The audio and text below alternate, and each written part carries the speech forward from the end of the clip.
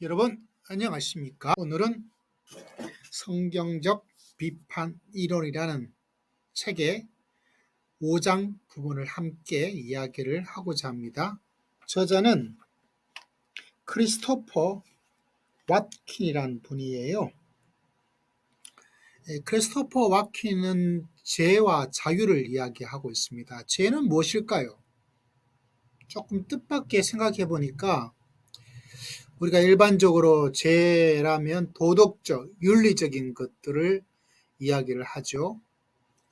근데 성경은 물론 그것도 포함하고 있지만은 이라고 이야기할 수 있어요. 선과 악을 아는 지식, 선과 악을 내가 정하겠다. 그래서 영어로 자율은 오토노미, 스스로 노미, 규범을 내가 스스로 정하겠다. 하나님이 정하도록 하지는 않겠다. 죄는 도덕적 문제 이전에 자율, 스스로 내가 정하겠다는 의미를 가지고 있다는 거죠. 이 규범을 정하는 게 그러면 누구냐? 하나님이 아니다. 하나님이 정하는 건 계시고요. 내가 정하는 것은 나의 이성이다 라고 말할 수 있어요. 왓킨은 아주 예리하게 지적을 하고 있습니다. 그건 모순이다. 규범을 정하는 것이 나의 이성이라고 한다면 그건 비합리적이다라고 주장을 하고 있습니다. 왜냐하면 내가 이성으로 모든 것을 판단하고 옳고 그름을 내 이성으로 증명할 수 있다라고 말을 하고 있는데 문제는 그렇게 말하는 그 너의 이성 자체를 우리가 어떻게 믿을 수 있겠느냐라는 것입니다. 내 이성으로 하겠다. 근데 그 이성을 진짜 믿을 수가 있느냐는 거죠. 만약에 내 이성이 우연히 생겨난 진화의 산물이라면 이 우연히 생긴 진화의 산물 이성이 내린 그 판단, 그 논리도 결국은 우연의 결과물밖에 되지 않을 테니 그럼 그것은 모순이 아니냐라는 주장입니다. 그래서 스스로 증명할 수 없는 이성으로 스스로 증명을 하려고 하니 그거는 뻥이다 라고 주장을 하고 있는 거죠. 물론 현대에서는 그 이성이 최고의 자리에 있지 않다. 이성의 비합리성, 이성의 모순, 이성이 최고에 있는 그 자리에 100% 인정하지 않지만 그럼에도 불구하고 이성을 최고의 자리에 두고 있는 것은 부인할 수 없는 사실입니다. 그 자체가 하나의 모순이다라고 이야기를 하고 있다는 거죠. 다시 말하자면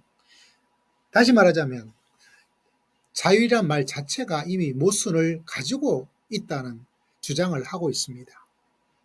근데 저에게 더 뜻밖의 이야기와 관심을 가지는 것은 이 이성의 모순과 더불어서 실제적으로 더 영향을 미치는 것은 다른 게 아니더라고요. 내가 스스로 정한다면 내가 마음대로 정할 수 있고 내가 주도적으로 정할 수 있고 내가 다른 것에 영향을 받지 않고 정할 수 있어서 참 좋다라고 하죠. 그렇지 않겠어요? 그런데 내가 정하기 때문에 부닥치는 결과가 문제가 됩니다.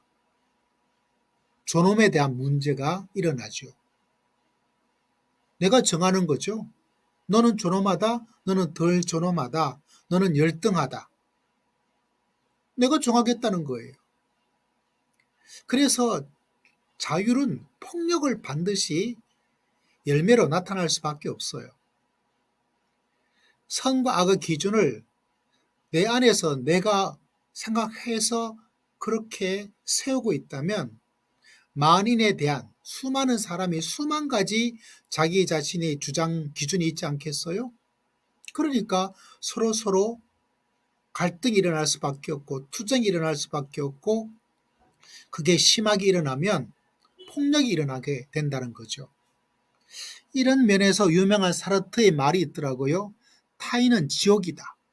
타인은 지옥이랍니다. 왜?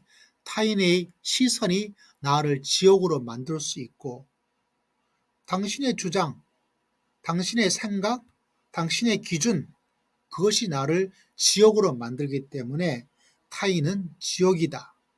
그래서 나를 지옥으로 만들 수 있는 타인을 물리치고 없애고 이러다 보니까 당연하게 폭력이 일어날 수밖에 없지 않겠어요?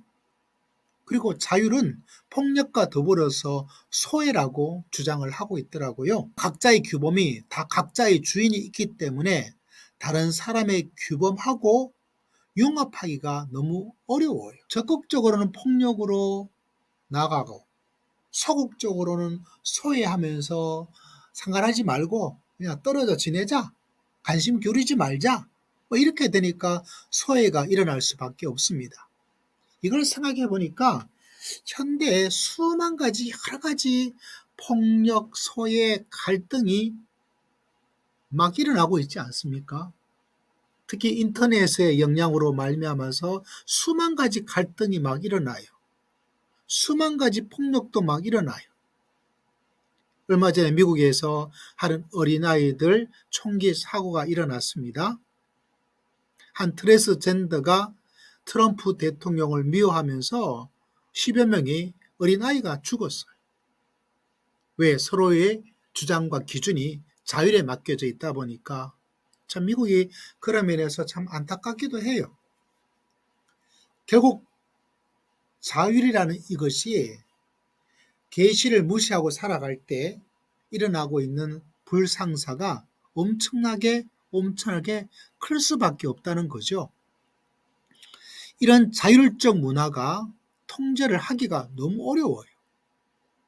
그리고 또 하나 가만히 생각해 보면 이 자율이라고 말은 하지만 자율적으로 해라 하는 이 자체가 또 하나의 타율 뿐입니다.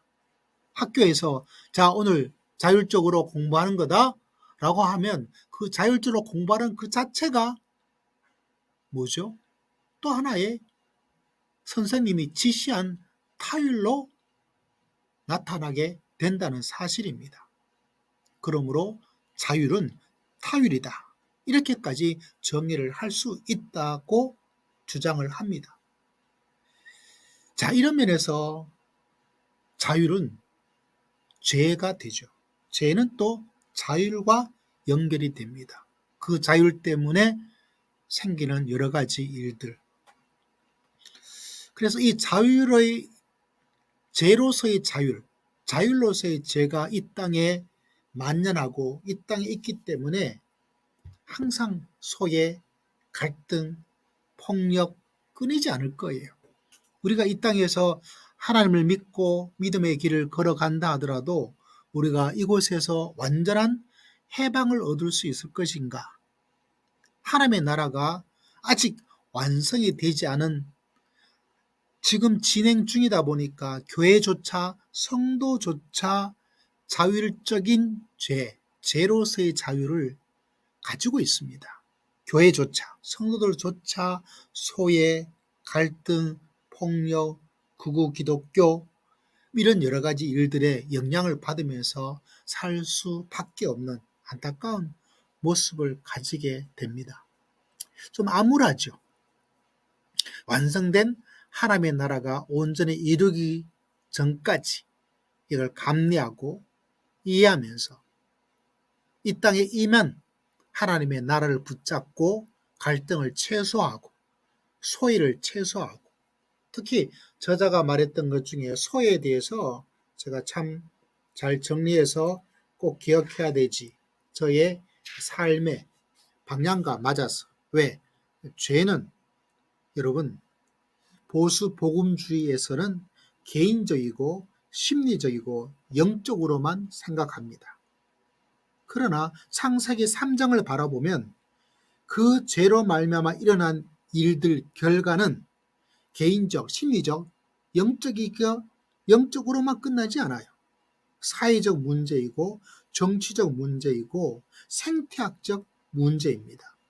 하나님과 소외뿐만이 아니라 사람과 사람과의 소외가 일어나고 우리 몸과 우리의 노동으로부터 소외가 일어나고 창조의 세계로부터 소외와 갈등이 일어나고 있죠.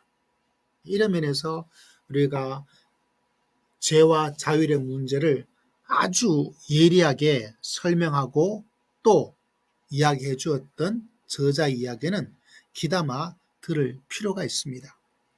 하나님이 없는 세상을 추구하는 이 세상이 왜 이렇게 문제가 일어날 수밖에 없는가? 하나님이 없어서가 아니라 하나님을 죽이고 하나님을 피고인으로 만들어서 살려고 하는 인간의 문제임을 다시 한번 깊게 도전받는 시간이었습니다.